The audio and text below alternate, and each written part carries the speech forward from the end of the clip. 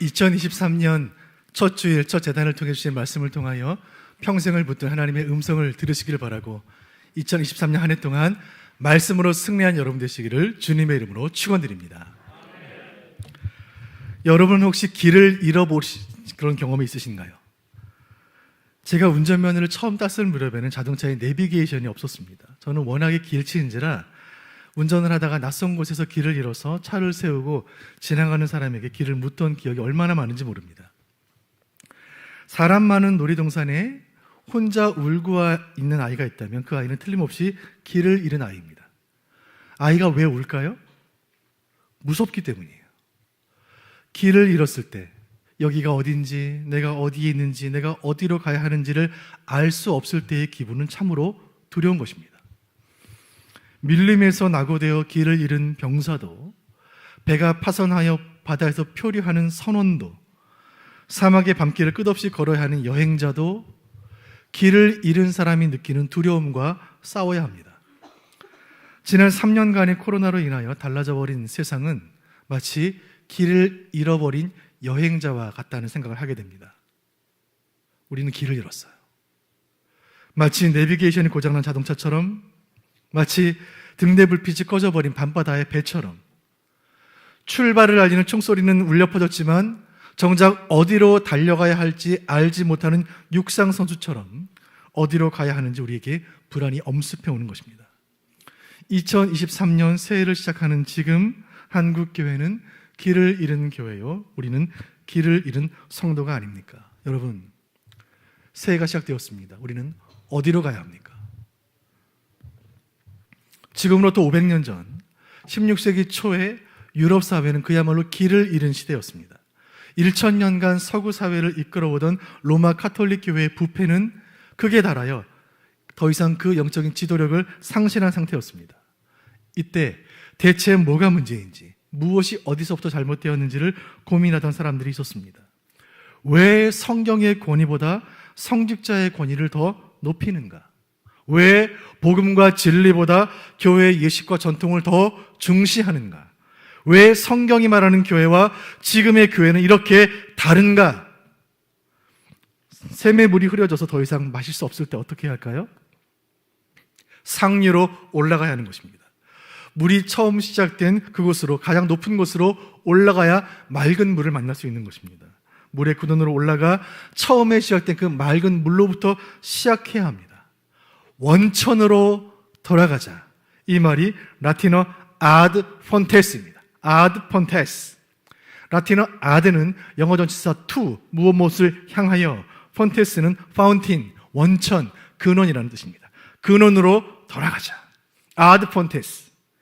이 말은 종교 개혁자들의 깃발이 되었습니다. 원천으로 돌아가자. 그렇다면 무엇이 원천인가? 하나님의 말씀, 성경이 교회의 원천이니, 성경이 복음의 원천이니, 그 원천으로부터 교회가 너무 멀리 떠나왔으니 다시 성경으로 돌아가자.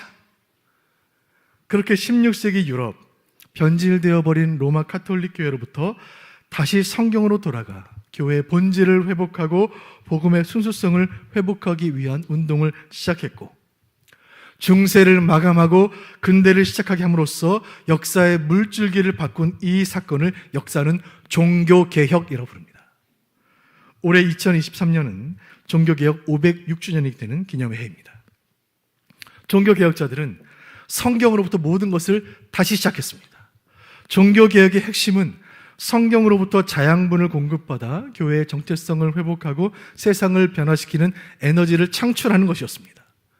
이런 결심으로 종교개혁자들은 광범위한 성경 연구와 성경 번역과 성경 설교에 몰두하기 시작합니다. 오직 성경만이 모든 것을 제자리로 돌려놓을 수 있다는 이 종교개혁의 정신은 500년이 지난 지금도 우리 개신교 성도들의 혈관에 여전히 흐르고 있는 것입니다. 만일 우리가 길을 잃었다면 우리가 어디서 왔는지를 생각해야 합니다. 만약 우리가 멀리 떠나왔다고 느낀다면 다시 돌아갈 곳이 어딘지를 생각해야 합니다. 교회는 성경에서 나왔습니다. 구원도 진리도 생명도 성경에 있습니다. 성도의 정체성은 성경에 있습니다. 우리는 성경에서 나왔으니 다시 성경으로 돌아가야 할 줄로 믿으시길 바랍니다. 오늘 본문에는 내가 어디로 가야 할지 길을 잃어버린 막막한 표정을 한 목회자가 등장합니다. 이 목회자 이름은 디모데입니다. 디모데가 목회하던 교회는 당시 로마 제국 제2의 도시였던 에베소였습니다. 에페소스. 소아시아 최대 무역항이었던 이 에베소는 지금도 거대하고 화려한 유적으로 남아있어서 수많은 관광객들을 맞이하고 있을 만큼 거대한 도시였습니다. 에베소. 그 에베소에 세워진 이 에베소 교회는 얼마나 대단하고 얼마나 유명한 교회입니까? 그 에베소 교회를 개척한 분은 사도 바울이고 훗날에는 사도 요한이 에베소 교회를 담임 목회자로 목회했으니 기라성 같은 초대교회 인물들과 사도들이 담임 목사로 목회한 교회가 에베소 교회입니다. 그 에베소 교회 2대 담임 목사를 부임한 인물이 디모데였어요. 디모데는 나이가 어렸고 성품은 소극적이었고 말투는 부드러웠고 감수성은 예민했습니다. 목회가 만만치 않았어요. 무엇보다 선임 목회자였던 바울이 너무나 훌륭하셨어요. 그의 영향력이 너무나 지대한 것입니다. 후임 목사인 디모데는 선임 목사인 바울 목사님과 모든 면에서 비교당했습니다. 바울의 카리스마, 바울의 지도력, 바울의 영성, 바울의 설교, 바울의 기도, 그에 비한다면 디모데는 부족하기 짝이 없었습니다. 에베소 교회의 담임 목회자가 된 디모데는 마치 사람을 가득 태운 버스의 운전석에 앉아 핸들을 잡은 초보 운전자와 같았습니다. 디모데는 생각했습니다. 나는 어디로 가야 하는가? 그의 영적인 부담을 누구보다 잘 알았던 인물은 사도 바울이었습니다. 디모데의 동역자요, 선임자요, 전임자요, 스승이요, 멘토요, 영적인 아버지였던 바울. 그가 쓴 편지가 디모데에게 도착합니다. 디모데 전서이죠. 오늘 디모데 전서 4장 7절 말씀, 본문 7절 같이 보겠습니다. 사도 바울의 권면입니다. 시작. 망령되고 허탄한 신화를 버리고 경건에 이르도록 내 자신을 연단하라. 아멘. 사도 바울은 후배 목회자인 디모데를 향하여 애정어린 권면을 말씀을 전합니다. 망령되고 허탄한 신화를 버리고 경건에 이르도록 연단하라. 세상의 소문들, 세상의 시시한 이야기들, 세상의 미신들, 거짓 신화들, 우상들의 가르침, 이단들의 헛된 주장들 다 멀리하라. 대신 하나님의 말씀으로 경건에 이르기를 연단하라. 연단하라. 이 연단이라는 말로 번역된 헬라어 짐나조는 짐, 체육관이라는 뜻입니다. 운동선수들 뜻하는 말이에요. 시합을 준비하는 운동선수를 연상시키는 말이에요. 여러분, 운동선수들이 열심히 운동하는 모습 본 적 있으신가요? 역기를 들어 올리고 산을 뛰어오르고 스파링을 하고 땀 범벅이 되어 매트를 구르며 훈련하는 그 운동선수의 모습, 그것이 연단이에요. 사도 바울은 말합니다. 신앙이란 이와 같으니 영적인 체육관에 들어가는 것과 같다. 경건은 결코 저절로 생기는 것이 아니며 시합을 위해 철저히 체력 단련을 하는 것과 같은 피나는 훈련이 필요하다. 이것이 사도 바울의 교훈입니다. 저는 수년 전에 국가대표 선수들이 훈련하는 태릉 선수촌에서 그 예배를 인도한 경험이 있어요. 선수촌에 들어가자 선수촌 여기저기에 붙어있는 구호들이 보였습니다. 꿈은 이루어진다. 한계를 넘어서라. 땀은 배신하지 않는다. 그리고 이 기합 소리와 땀 냄새와 굳은 살로 가득한 이 청년들의 모습 속에서 함께 예배하는 중에 뜨거운 그 무엇을 울컥 느낀 적이 있습니다. 어디 국가대표들 뿐일까요? 몸에 대한 관심이, 건강에 대한 관심이 지금처럼 많았던 때가 과거에 과연 있었는가 생각이 듭니다. 온갖 다이어트 방법들에 대한 광고들, 아파트에 붙어있는 피트니스 센터 홍보물들, 유튜브에서 운동을 가르치고 배우는 수많은 영상들, 각종 영양제와 건강식품들을 보면서 몸관리에 대한 관심이 정말 많구나 생각하게 됩니다. 건강을 유지하기 위한 노력은 꼭 필요한 일이고 외모를 가꾸기 위한 노력은 아름다운 일입니다. 건강한 몸은 하나님이 기뻐하시는 바예요. 그러나 바울은 말합니다. 몸을 위한 노력이 주는 유익은 영적인 건강을 위한 노력이 주는 유익에 비한다면 지극히 작은 것에 불과하다. 8절 말씀 보겠습니다. 8절 시작. 육체의 연단은 약간의 유익이 있으나 경건은 범사에 유익하니 금생과 내생에 약속이 있느니라. 아멘. 육체의 연단은 약간의 유익이 있지만 경건은 범사에 유익하니 금생과 내생까지 이어진다는 말씀이에요. 4년마다 열리는 세계인들의 스포츠 축제인 올림픽은 고대 그리스에서 시작이 되었습니다. 이 그리스의 주요 폴리스였던 도시였던 이 고린도에는 고대 올림픽의 뿌리가 된 이스미아라는 경기가 열렸습니다. 이스미안 축제. 이 이스미안 축제는 고대 그리스 고린도에 시작된 스포츠의 축제인데 최고의 영웅 자리를 두고 치열한 경쟁을 벌이는 고대인들의 스포츠 제전이었습니다. 바울이 그 고린도에 있는 교회를 향해 쓴 편지, 고린도 교회를 향해 쓴 편지, 고린도 전서에는 이 운동 선수들을 모티프로 한 말씀이 기록되어 있습니다. 고린도 전서 9장 25절 같이 보실까요?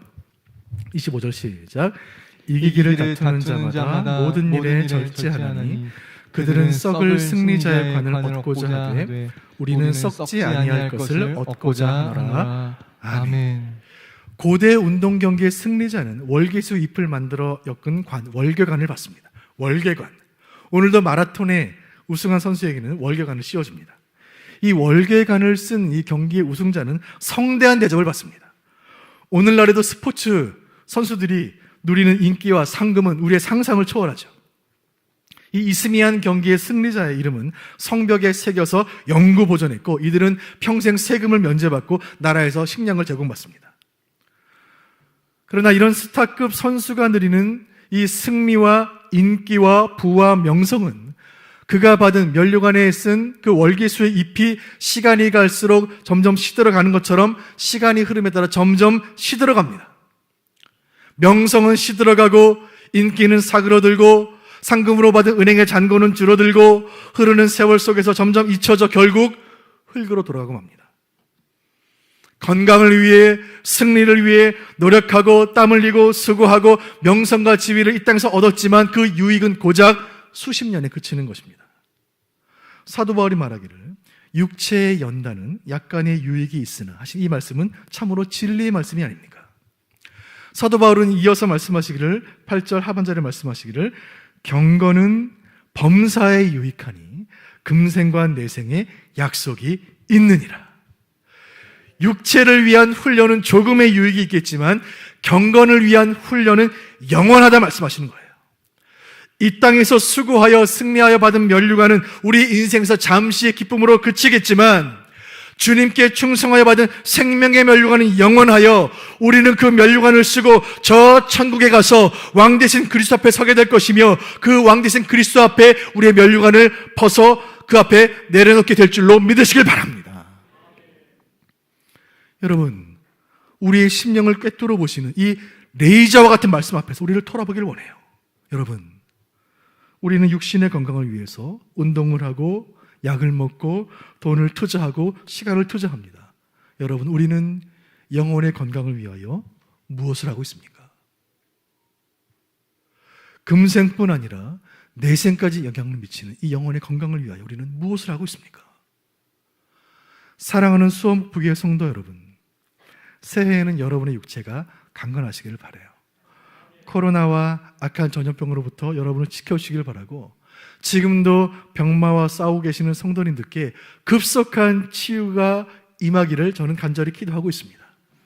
그에 앞서서 여러분 무엇보다 영적으로 건강하시기를 주님의 이름으로 축원드립니다. 새해는 영적으로 대성하시기를 바랍니다. 영혼의 건강은 무엇으로 되는가? 영혼의 건강은 오직 주의 말씀으로 되는 줄로 믿으시길 바랍니다.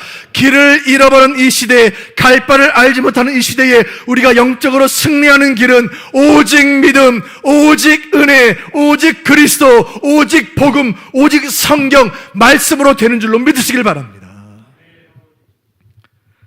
경건의 훈련과 말씀의 유익에 대해 교훈한 바울은 이제 그의 제자요 동역자인 목회자 디모데에게 이제는 구체적으로 무엇을 할 것인지를 세 가지를 가르칩니다. 오늘 본문 요 자리의 말씀입니다. 디모데전서 4장 13절 같이 보겠습니다. 2023년 우리 교회 표 주제의 말씀입니다. 같이 보겠습니다. 시작.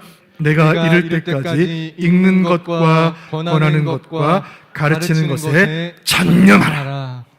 아멘.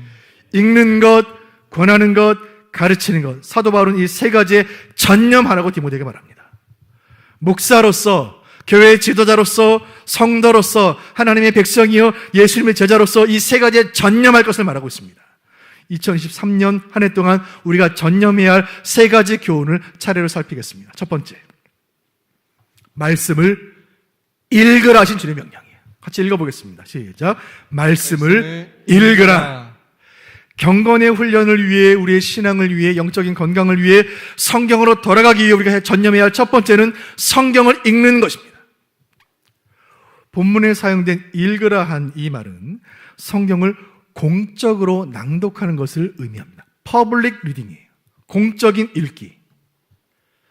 당시에는 지금처럼 교육의 기회가 많지 않았고 그래서 문맹률이 높았습니다. 글을 모르는 사람이 많았어요. 때문에 부자가 아니고서는 책을 읽지 못하는 경우가 허다했습니다. 또 글을 읽을 수 있다고 해도 책을 구하는 것이 너무나 어려웠습니다. 인쇄술이 없던 시절이었기 때문에 한 권의 책을 또 한 권의 책을 만들려면 그 책을 똑같이 적어야만 했습니다.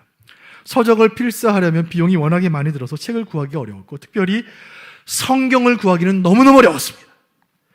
일반인이 성경을 갖는다는 것은 불가능에 가까웠습니다. 때문에 성도가 하나님의 말씀을 듣기 위해서는 교회에서 성경을 낭독해 주어야만 가능했습니다. 이런 배경 속에서 목회자인 바울은 목회자인 디모데를 향하여 목회의 핵심은 성경을 읽어주는 것이다. 성도들을 향하여 성경을 읽어주는 일에 전념할 것을 강조하고 있습니다. 여러분, 하나님의 말씀은 최초의 소리로 선포되었다는 사실을 기억해야 합니다. 기록되기 전에 하나님의 말씀은 소리였습니다. 태초에 말씀이 있으니라 빛이 있으라 소리로 임한 것입니다. 글로 임한 게 아니에요. 때문에 말씀을 귀로 듣는 중에 깨달음이 임하는 것이고 말씀을 듣는 중에 믿음이 생기는 것입니다. 그래서 성경은 믿음은 들으면서 난다고 말하는 거예요. 그래서 교회에서 예배 중에 공적인 예배 가운데 성도들이 함께 성경을 봉독하고 성경을 교독하고 성경을 합독하는 것은 기독교 예배의 핵심이며 우리가 주님 오시는 날까지 지켜가야 할 아름다운 예배의 전통입니다. 성경을 공적으로 읽어야 하고 또한 개인적으로도 성경을 읽어야 합니다. 여러분, 성경은 참 특별한 책입니다. 성경은 역사상 가장 많이 팔린 책이에요. 세계적인 베스트셀러입니다. 그런데 참 이상한 것은 이 책을 사서 처음부터 끝까지 읽는 사람이 별로 없는 책이에요. 여러분 댁에 성경책 몇 권이 있으신가요? 아마 가족 숫자대로 다 있으실 겁니다. 아마 가족 숫자대로 2권씩은 있으실 거예요. 내 가족이면 7권, 8권의 책이 있으실 거예요. 여러분, 성경 처음부터 끝까지 다 읽으셨습니까? 여러분, 성경 많이 읽으시나요? 얼마나 읽어야 많이 읽는 걸까요? 성경을 1년에 1독을 하면 여러분의 영혼의 건강을 유지할 수는 있습니다. 그러나 성경을 1년에 한 번 읽는 것은 예수님 명령이 아니에요.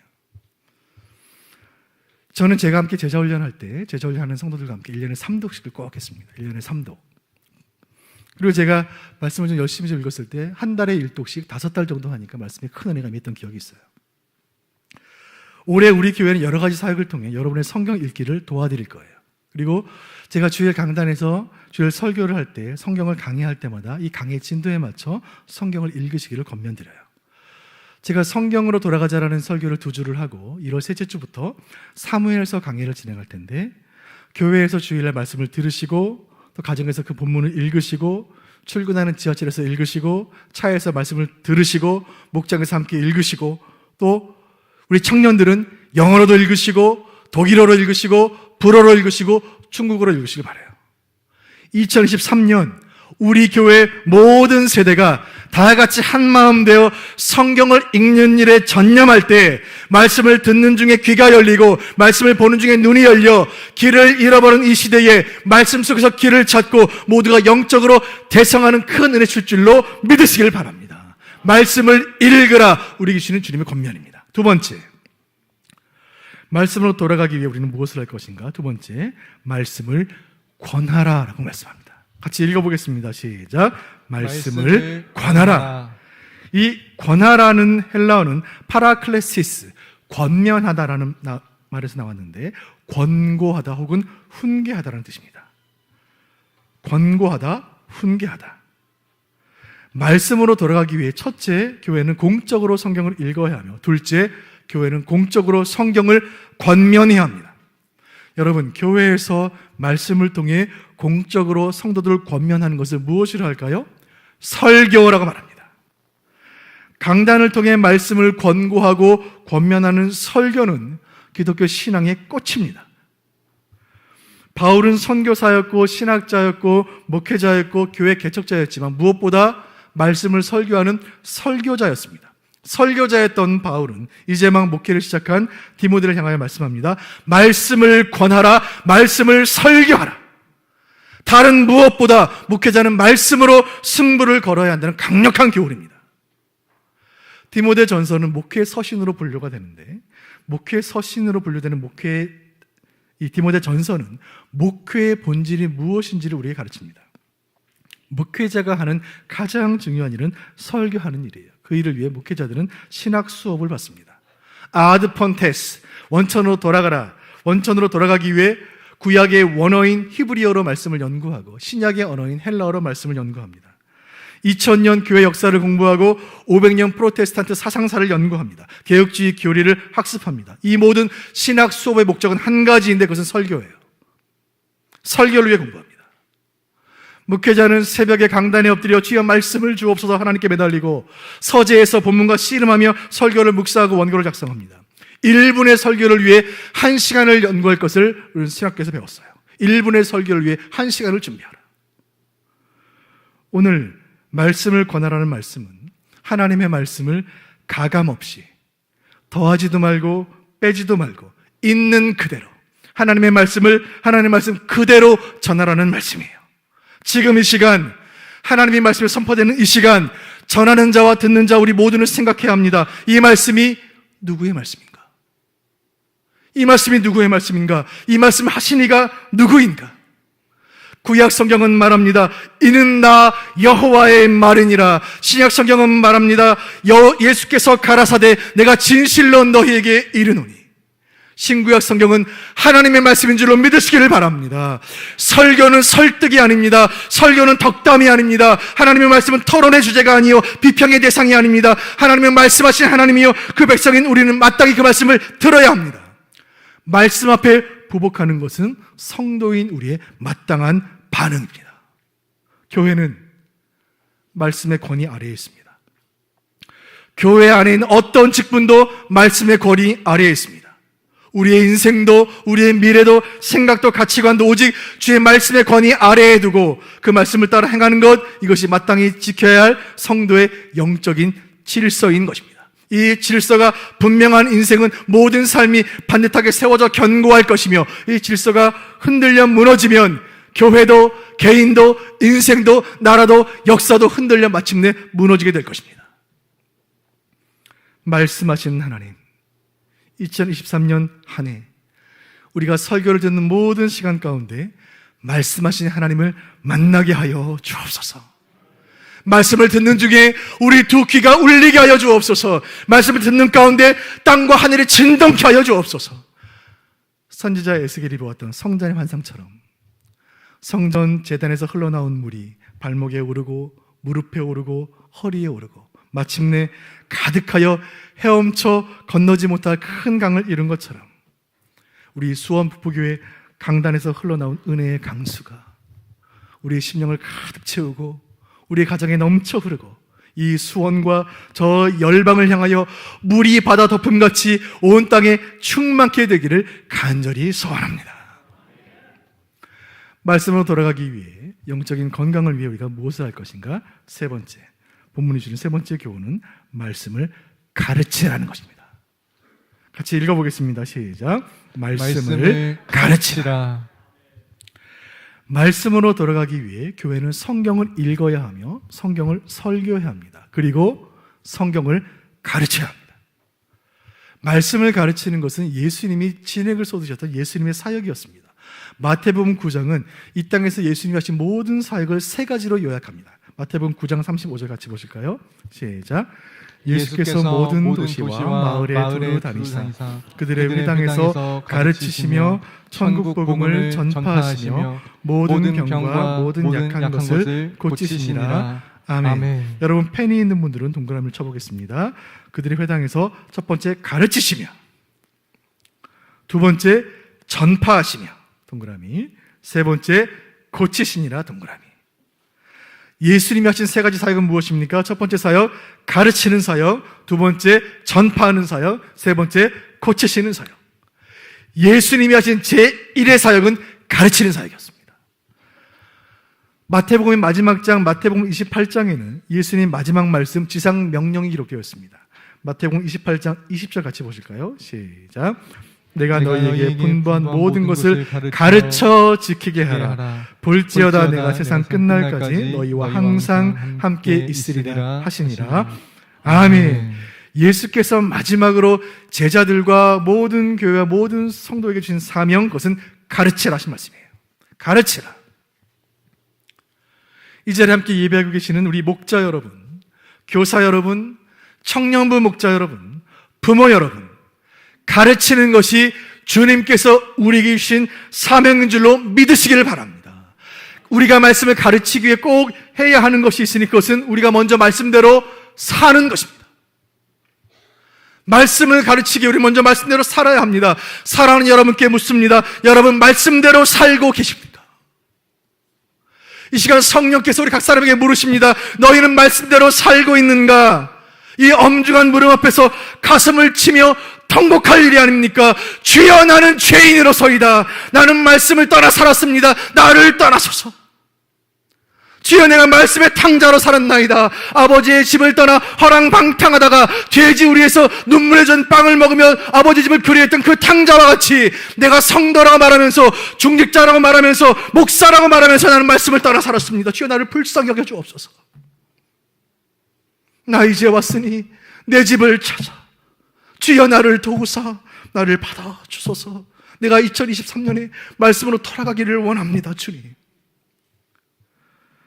하나님의 백성들이여, 하나님의 말씀을 그대로 믿고 말씀 그대로 사시기를 주님의 이름으로 권면드립니다. 말씀에 천국이 있다고 말씀하시니 힘들고 눈물 나도 천국 소망으로 기뻐하는 것입니다. 말씀에 지옥이 있다고 말씀하시니 죄를 멀리하는 것이고 예수 믿지 않는 영혼을 향한 애타는 마음을 품는 거예요. 말씀에 범사에 감사를 하시니 인생에 날벼락 같은 일이 생겨도 하나님을 찬양하는 것입니다. 말씀에 너는 내 아들이라 내 자녀라 말씀하시니 돈이 좀 없어도 몸이 좀 아파도 당당하게 어깨 펴시기를 바랍니다. 2023년 한 해 우리 교회는 말씀을 가르치는 교회가 되고 말씀대로 사는 교회가 되어 우리 주님 주신 지상 명령을 온전히 수행하여 주님께 칭찬받는 교회 되기를 간절히 소원합니다. 말씀을 적용하며 한 가지로 이 말씀을 요약하기를 원합니다. 주님 우리에게 하시는 말씀은 이 한 가지입니다. 말씀에 정통한 성도가 되라. 같이 읽어보겠습니다. 시작. 말씀에 정통한 성도가 되라. 아멘. 아멘. 2023년 첫 주를 맞이했습니다. 모든 것이 새롭고 모든 것이 신선한 이 아침, 주일 첫 강단을 통해 이 말씀으로 우리의 심령을 새롭게 하시기를 바랍니다. 새해 우리 수원 북부교회 주신 표, 말씀으로 돌아가자. 성경으로 돌아가자. 영어로 Back to the Scriptures, 줄여서 BTS, Back to the Scriptures, 성경으로 돌아가자. 이 표어가 우리에게 결단이 되고 비전이 되고 소망이 될 줄로 믿습니다. 간절히 바라는 것은 2023년은 우리 인생에서 우리 신앙의 여정에서 가장 성경을 많이 읽고 가장 성경을 많이 배우고 많이 가르침으로 인하여 또 성경을 가장 많이 전함으로 말씀의 은혜가 풍성하게 되기를 주님의 이름으로 축원드립니다. 그리하여 말씀의 영이요 진리의 영이신 성령께서 우리에게 모든 성도들을 성경의 정통한 성도 되게 하시기를 간절히 소원합니다. 성경이 죄라 말하는 것은 이를 악물고 금하시길 바랍니다. 성경이 명하는 것은 목숨 걸고 행하시길 바랍니다. 말씀이 가는 곳으로 가고 말씀이 서는 곳에 서는 인생, 말씀의 안경으로 세상을 바라보고 말씀의 나침판을 따라 내 인생의 걸음을 결정하는 인생, 오직 성경으로부터 자양분을 공급받아 성경으로 동력을 삼아 믿음을 향해 달려가며 성경을 무기 삼아 승리하는 여러분 되시기를 주님의 이름으로 축원드립니다. 존 스토트라는 영국 성공회의 큰 기독교의 스승께서 이런 글을 남긴 바 있습니다. 성경적인 교회, 나에게는 꿈이 있습니다. 그 대학자의 기도이자 마음의 소원이 여기 있습니다. 그 중에 한 부분 함께 읽어보기 원해요. 제가 읽어드리겠습니다. 나에게는 교회에 대한 꿈이 있습니다.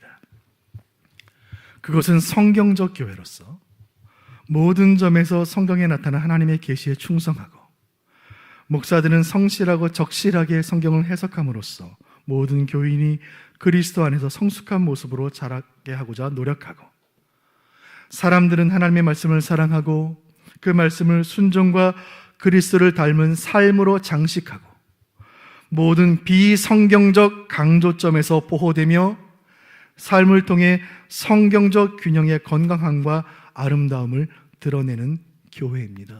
나에게는 성경적 교회에 대한 꿈이 있습니다. 이 꿈이 우리의 꿈이 되기를 원해요. 성경으로 돌아가자는 외침은 관념이 아니고 캠페인이 아닙니다. 이것은 주님의 명령입니다. 이것은 성도로서 내 삶의 구체적인 결단과 변화를 뜻하는 말입니다. 그냥 되는 일이 아니에요. 마치 경기장의 운동선수들처럼, 선수촌의 국가대표들처럼 땀 흘리고 수고하고 연습하고 훈련해야만 비로소 가능한 일입니다. 그러나 우리에게 성경적인 교회에 대한 꿈이 있고, 이 꿈이 내 꿈이 아니라 하나님이 주신 하나님의 꿈이라면 우리는 올 한 해 동안 기쁘게 그 일을 위해 달려갈 것이며, 우리의 그 무엇이 아닌 하나님의 열심히 이 꿈을 이루실 줄로 믿으시기를 바랍니다. 새해 첫 시간 온 교회가 성경적 교회에 대한 꿈을 함께 나누며 말씀을 향해 나아갈 때 우리 교회와 여러분의 삶을 통하여 하나님의 꿈이 이루어지는 큰 은혜 주실 줄로 믿으시기를 바랍니다. 이 마음의 소원을 담아